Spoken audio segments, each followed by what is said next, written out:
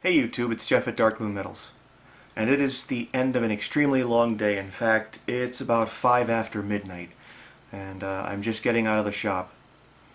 It's been an interesting weekend so far. A friend of mine came over on Saturday and helped me rebuild my entire website from the ground up. Darkmoonmetals.com, so please stop by and check that out. Even though it is still a work in progress, we've moved everything over to a WordPress format, and I'm not coding the thing using Notepad anymore, so it's going to be fairly easy to update. And we want to try to put some information out there, like common information that might be useful for you in your shop. For example, what size drill for what size tap, that kind of a thing.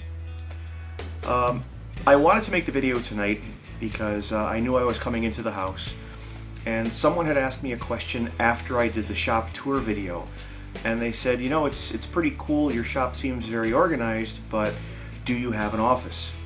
And yes, I actually do. It was my living room, but it is now the office, and both Verid and I work out of here. Dana has her own desk in here as well. And I figured I would give you just a quick look around so you could see the back end of Darkmoon Metals. And if you stick around, I have something at the end of this video. It's something about myself that you might find interesting, and it may explain something you've wondered about. Alright YouTube, so once you come through the front door of the house, you will find our little nook, and there used to be a bookcase in there, but I took the bookcase out and I built-in shelving and a bench, so that serves as our mailroom. We've got all of our packaging supplies, envelopes, we have our flat rate shipping boxes. Down below we have our tables for when we go vending, and some various other supplies. Now from there, if we pan over into the living room, which is actually the office, the first thing you're going to see, this is Verid's desk. And she also has a built-in bookcase. My desk is all the way back there in the corner, and it's really not as far away as it looks. This camera does make it look far away. And let me see if I can move this into the room slightly. We have our couch. The wood-burning stove that, if some of you did watch my Boy Scout merit badge video on the welding merit badge, this was what I used for the backdrop. From there, we've got more built-in bookcases, and that area over there is just a little bit of a mess right now. We've got a cot. We had someone spend the night, and we use this office as crash space. And then over here, this little workstation would be Dana's area.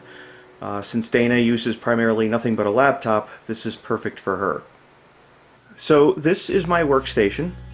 It is also the reason why there has been a tremendous increase of the quality of the video over the last couple of videos, and I shouldn't have any more problems with editing or anything of that nature. My workspace, yes, there are 5 monitors on the desk, but I have 2 different computers. That one's kind of a print server and what I back a lot of stuff up to. And then these 3 monitors in the tower over here is what I've been doing all my video editing on. A friend of mine really helped me out with that, and now that I know more about what I'm doing and the mistakes I was making, that's why our videos have been getting better. If you come to the other end of the table here, I've got my laptop set up with a mixing board, and sometimes if I have to do voiceovers, I've got a mic. And I want to point something out while we're in here in this office. You can see that this all looks like it's very nice, professionally done, built into the walls, expensive office furniture. I am going to level with you right now. This is not expensive office furniture at all. All of the monitors, for the most part, have been refurbished. That tower right there is the only one that was purchased new. All the other computers have been refurbished. The laptop was a gift. Those printers, one came out of an office that was being thrown away. The other one came from Dana's mother. I have that printer over there, which came from someone else who was just getting rid of it. And this office really cost me about $150 to put together. All of the tables in here, with the exception of Dana's desk, are plywood. And I just kind of did a lot of creative cutting And each sheet, I believe I paid $27 for. It was where one side was sanded. And it looks kind of impressive for what it is, but this literally cost me about $150 to build. I built the table behind the couch so it fits into the bow window out of the same material. And I built it to match the built-in bookcases back there, which actually came with the apartment.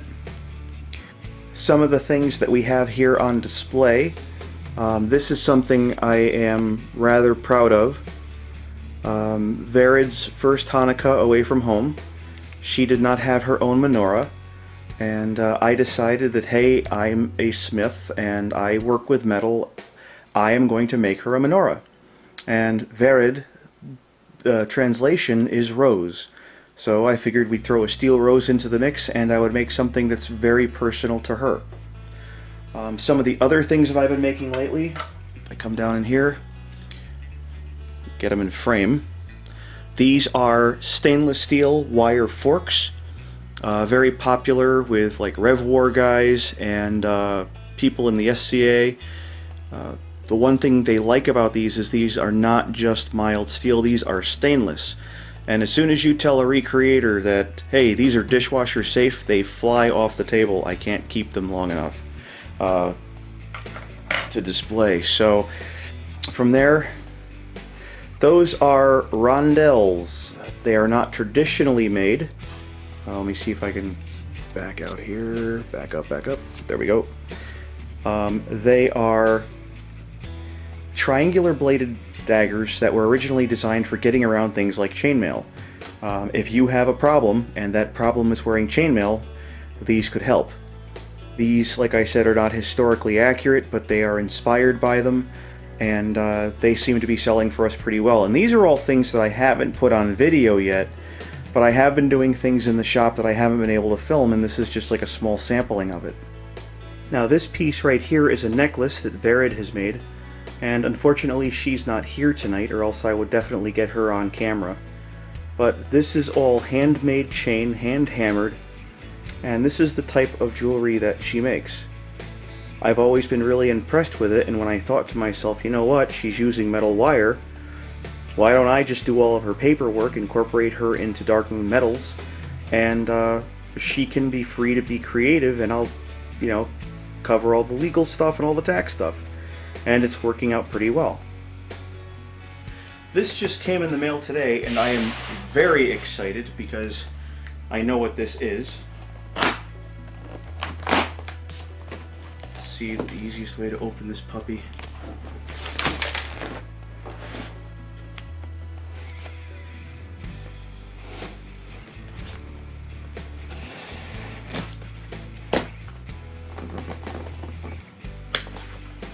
Maybe I should have pre-opened the box. There we go.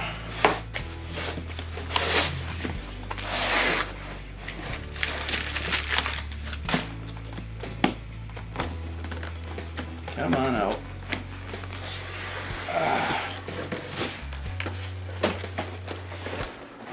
It's another box!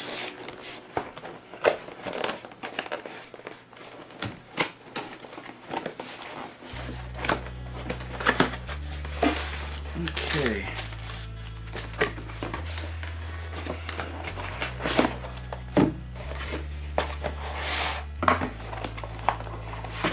This is something that I have wanted for a very, very long time. And this will definitely be in an upcoming video. Put that aside.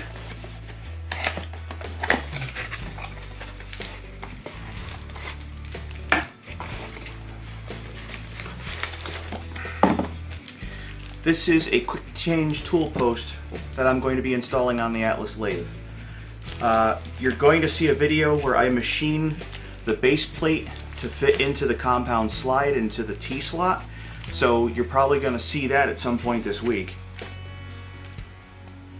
Alright YouTube, I told you I was going to try to keep this one short. It is now about 12:30 and I do need to go to bed soon. but I am going to be an idiot, and I am going to try to edit this video and get it up before before I go to bed. I am planning on having Dana over in the shop tomorrow. I want to do a video on engraving, different methods of marking metal, like on a more permanent basis rather than just marker or dies. I'm going to talk about like the punches for punching the letters onto different things, or using a electric engraver, and then finally we're going to move to an air scribe, which is a pneumatic type of engraving tool that Dana uses all the time. So that's probably going to be the video topic for tomorrow. If you have stayed with me this long, I'm going to tell you the little interesting tidbit about myself that you may have wondered about if you've watched my channel for any length of time. I have this thing where sometimes I will completely screw up a word. It's not happening so much now because I'm kind of relaxed. It's the end of the day. I've let my hair down, so to speak. But you may notice that I'll cut a word in half, or I might change the word out, or just change not necessarily the pronunciation, but just the flow of the word, or I'll pause in a sentence and then start going again. There's nothing wrong with me. I haven't had a stroke or anything like that, but sometimes some people have thought that. What actually happened back in 2001, I was clearing a piece of property and I had gotten systemic poison ivy. And it was nasty. I mean, every place I sweat, I had an outbreak of poison ivy. I would not wish that on my worst enemy. To help get rid of it, the doctor put me on steroids.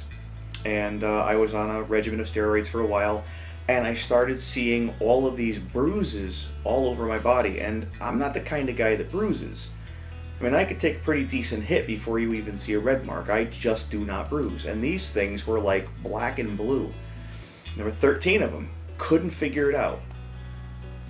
Well, it turns out that those 13 bruises weren't bruises at all. They were deer tick bites. And I had 13 Lyme disease bullseyes, and I didn't think they were. I was sure it was from the steroids. It was a side effect or something.